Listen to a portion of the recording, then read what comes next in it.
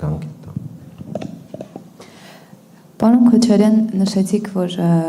պետական համակարգում բարդակ է, բարդակ որակում էր նաև Ալեն Սիմոնյանը բանակը, որը դուք ղեկավարել եք 2000 և 2002 թվականներին, երբ ինքը ծառայել է։ Ներողություն եմ խնդրում, եթե որոշ մասով հարցը կրկնեմ, բայց ուզում եմ, որ բանակի մասին ավելի ընդարձակ խոսենք։ Մեջ բերելով Ալեն Սիմոնյանին, ասեմ, որ նշում էր, որ ծառայության ժամանակ կատարյալ բարդակ էր, որտեղ բայց այդ նույնն է, հնչել արդեն։ Ձևակերպման այլ ձևակերպում եմ ունենալու, էլի։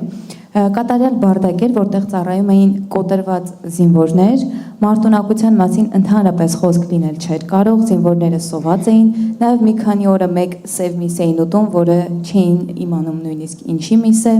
3-4 ամիսը մեկ զորամասերում համաճարակ էր, սպաները զինվորներին նվաստացրել են, ստորացրել են։ Ձեր մարտունակ բանակում խմելու ջուր չկար, խմում էին արտեզյան ջրեր։ Հարց է տալիս Ալեն Սիմոնյանը, պարոն Քոչարյան, արդյոք սա չի տարածաշրջանի ամենամարտունակ ու հաղթանակ բանակը թուլացնելն ու ներողություն մասնատելը։ Ձեր նախագահության եւ Սերժ Սարգսյանի պաշտպանության նախարար եղած ժամանակ բանակում մարտունակության ինչպիսի վիճակ էր, որ հենց ասում են բանակ, հիշում են, որ ամենավատը հենց ձեր ժամանակահատվածում է եղել։ Այդ ովքեր էին այդ պատասխանատուները, որ գուցե դուք չեք կարողացել նրանց պատասխանատվության ենթարկել։ Այդ ինչու հենց խոսում ենք բանակի մասին, հիշում են ձեր ժամանակահատվածը, որ ներքնազգեստ չկար, ուտելու բան չկար, ջուր չկար։ Վերջիվերջո ասացիք նաև, որ հիմա էլ բանակը ոչ լավ վիճակում է գտնվում։ Հիմա ովքեր են մեղավորները։ Նայեք, դուք Ալեն Սիմոնյանի ասածն հիմք եք ընդունում եզրակացության համար, ես զարմանում եմ։ Այդ մարդը ինչ ասես դուրս չի տալիս։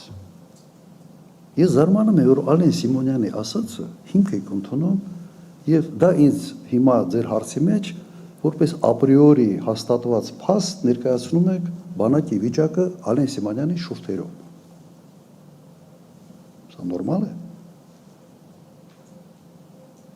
Հիմա եթե սա նորմալ է, ես կարող եմ ինչ թեմայի մասին ասես, ինչ ոլորտի մասին ասես, ինչ որ մեկ մարդու, որը այդ ոլորտի հետ կապ չունի, ընդհանրապես չի հասկանում, թե ինչ է, ներկայացնել իրավիճակը այդ ոլորտում։ Սա նորմալ է։ Ձեր ղեկավարման տարիներին բանակը լավ է։ Իմ ղեկավարման տարիների բանակը այնպիսինն էր, որ Ադրբեջանը չէր համարձակվում հարձակվել։ Իսկ ներքին բովանդակությունը մեր բանակի բավարար էր մեր տղաների ներքին անվտանգությունը ապահովելու համար, որովհետև ասում են բատալյոնի հեղինակություններն էին զորամասում ասիչները։ Նայեք, հիմա առաջինը համամիտ չէ։ Երկրորդը ես կոնկրետ բանակի հետ կապված, ես գնում էի առաջնակից տարեկան գոնե մեկ անգամ բանակի հետ շփումը շատ էր, բայց գնում էի եւ հարավից Արաքս գետից միջև Մռավ Լեռնանցքը միջև այնտեղ բոլոր զորամասերը մտնելու եւ բանակաշինությունը այն ժամանակ կայացավ։ Եթե նայեք ինչքան զորանոց կառուցվեց, ինչ արվեց, ինչ զենք, զինատեսակներ, զինամթերք եւ այլն, հսկայական ծավալ է։ Այն ժամանակ բանակը հակեցվեց ամեն ինչով եւ ինչ որ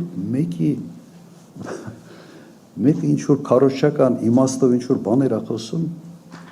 նույնիսկ ես չգիտեմ, ես լուրջ պետք է նստեմ, բացատրեմ, թե բանակը այն ժամանակ ավելի մարտունակ էր, քան հիմա։